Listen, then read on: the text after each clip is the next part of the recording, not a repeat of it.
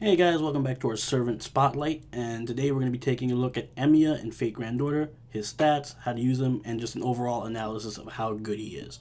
So Emiya was by far the most requested 4-star servant, and as one of our commenters pointed out, it's about time I showed the 4-stars some love since not everyone has a 5-star servant, so I figured where better to start than the icon, one of the icons of the series, Emiya himself. But I also did another video, another highly requested servant, on Ruler / Joan of Arc / John, and the link to that will be down in the description below, so be sure to check that out as well. But before we dive too deep into it, I just want to point out one thing about the scale I use for grading the servants. It's between D and S.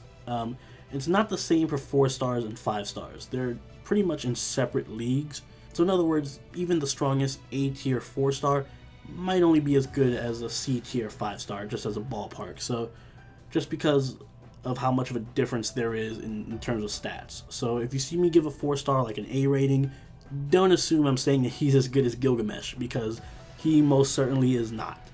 So with that disclaimer out of the way, let's just take a look at our first 4-star, Emiya.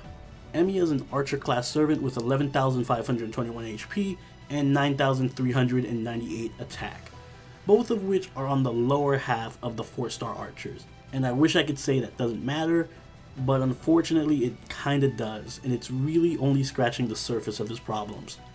His skills are not much better. He has Mind's Eye, rank B, which gives him 1 turn of evade and increases his defense between 9 to 18% for 3 turns. He has Clairvoyant C, which increases crit star drop rate between 16 to 32%, and that can be upgraded to Hawk Eye rank B+, which increases crit star drop rate and crit star damage between 50 to 100%. Finally, he gets Magecraft C-, which buffs arts cards by 21 to 35% for a single turn, and that can be upgraded to Projection A, which buffs all cards between 25 to 40%. For passives, he has Independent Action B to increase his crit damage by 8%, and Magic Resistance D to increase his debuff resist by 12.5%. So before I rant on his skills, it's important to see how his skills match up with his deck, and then you'll immediately see what his biggest problem is. Of course, Emiya's Noble Phantasm is Unlimited Blade Works. It's an AoE Buster Noble Phantasm that ignores defense and reduces enemy attack. It can also be upgraded via an interlude to just deal more damage with a higher damage modifier. And his deck is QAAAB, or Quick, 3 Arts, and a Buster.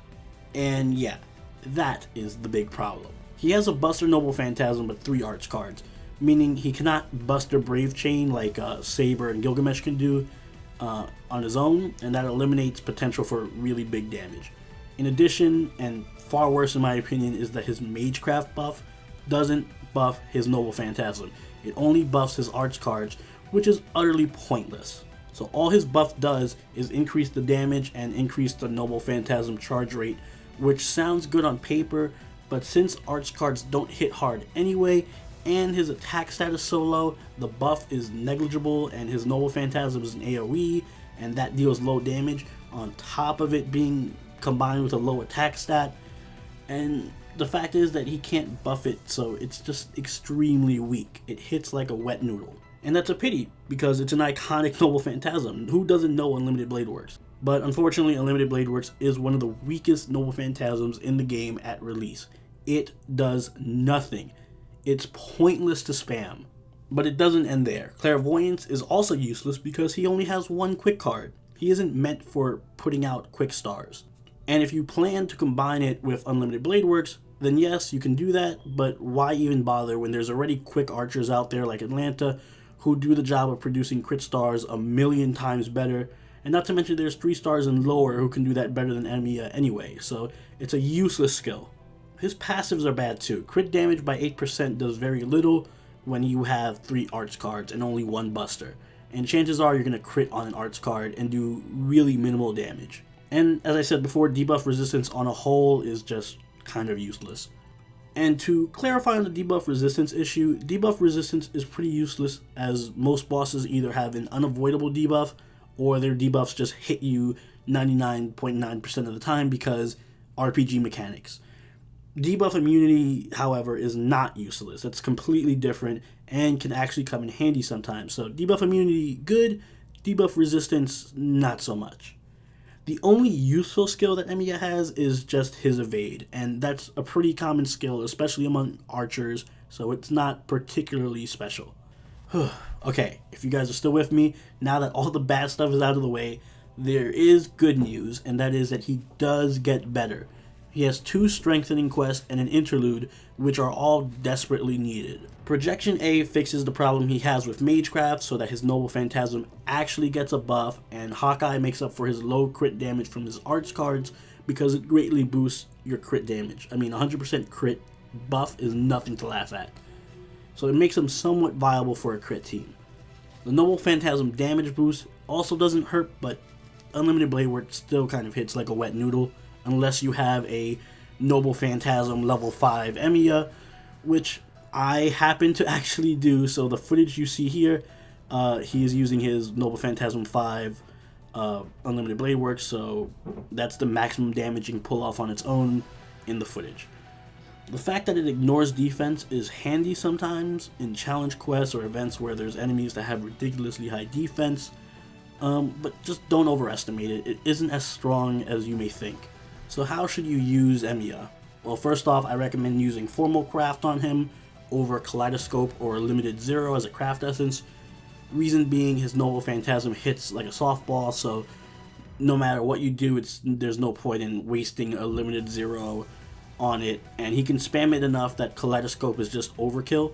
So Formal Craft makes sure that the crux of his deck, which is his arts cards, deal more damage consistently, and they charge your Noble Phantasm faster, especially if they crit, so it gives you the most damage over time. So definitely stick with Formal Craft as his craft essence. As far as teams go, Emiya is extremely awkward, assuming you have all his interludes and his strengthening quests done, because other than that, I don't recommend using him otherwise. I would put him in an arts team that has decent crit generating potential.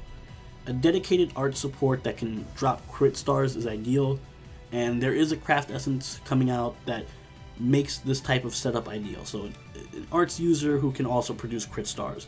He works well with casters, especially Medea, Shakespeare, and Waver, all of which can help him charge his Noble Phantasm quickly and even buff him a bit. If you want to go full crit, I suggest using Hassan right now. He's really the only one out that can consistently, or maybe even Atlanta if you have her, to produce the crit stars. So there's no sugarcoating it. Overall, at release, Emiya is bad. He is really bad, which is a huge disappointment because considering how awesome of a character he is, I would expect more from him. My best guess as to why this is that the developers just did not have a good grasp on the game balance when it was released. And they didn't want to make him OP, so they gave him a mismatched skill set that makes him very underpowered. And that's a trend we can see in a few early release servants. Even after his buffs, he suffers from not really having an identity. He isn't an arts archer since he has a busted Noble Phantasm. He can crit hard, but his deck still has 3 arts cards, so it isn't really maximizing damage as much as it's just charging your Noble Phantasm faster. And his Noble Phantasm is weak no matter what. So maybe he fits in an extremely niche crit arts team hybrid, but that's about it. If you love Emiya, that's fine. More power to you. I love Emiya. He's one of my all-time favorite anime characters, and if you love him that much, by all means, use him. As I stated before, the game is built in such a way that you can beat it using any servant so long as you have the right team in place, and I was able to clear high-level story missions with him while I was doing this video. But from an analytical standpoint, the way I assess these servants is, for me, a B rank is average, and an S rank is game-breakingly good, and a D is someone who doesn't deserve the rarity that they're at and isn't worth pumping resources into from a gameplay perspective. And there are a lot of 3 stars that are better than Emiya. Robin Hood and Uriel, the other 2 3-star archers, are actually both better archers than him, and I would recommend using either of them over Emiya. So as far as my rating goes, he gets a D at release, and I upgrade that rating to a C after all the buffs. So that's my take on Emiya. Feel free to disagree with me, and if you do, just let me know down in the comments below. But I think we can all agree that regardless of how good he is in game, he's still the most badass servant around, and no one's going to take that from him.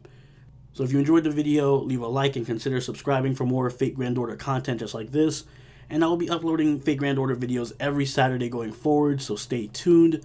Please check out the Ruler Servant Spotlight as well. I linked in the description. And let me know who you want to see most in the next Servant Spotlight. So until next time, guys, later.